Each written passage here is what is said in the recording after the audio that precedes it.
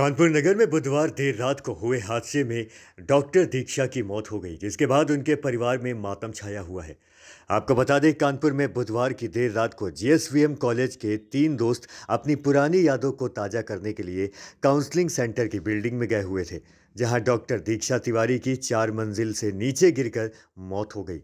दरअसल देर रात दीक्षा, हिमांशु और मयंक तीनों दोस्त आर्यनगर में पार्टी करने के बाद अपनी पुरानी यादें ताज़ा करने के लिए उस बिल्डिंग में गए थे, जहां उनकी पहली मुलाकात हुई थी। लेकिन बिल्डिंग में हुए हादसे में उनकी दोस्ती का अंत हो गया। कानपुर नगर में जीएसवीएम कॉलेज 2017 बैच के 3 दोस्त हिमांशु, मयंक और दीक्षा अपनी पुरानी यादें ताज़ा करने के लिए काउंसलिंग सेंटर की बिल्डिंग की दीवार को फांद कर अंदर गए, जिसकी फुटेज वहां मौजूद सीसीटीवी कैमरे में कैद हो गई। क्योंकि दीक्षा, हिमांशु और मयंक तीनों इस बिल्डिंग को अच्छी तरह से जानते थे, इसलिए वह बिना किसी डर के उस बिल्डिंग की दीवार को पार कर गए।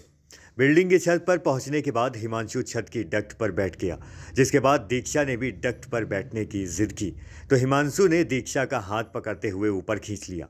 लेकिन जैसे ही दीक्षा छत की डक्ट पर बैठी तो कमजोर डक्ट भरभरा कर ढह गई और दीक्षा मलबे के साथ नीचे जा गिरी, जिससे उसकी मौत हो गई।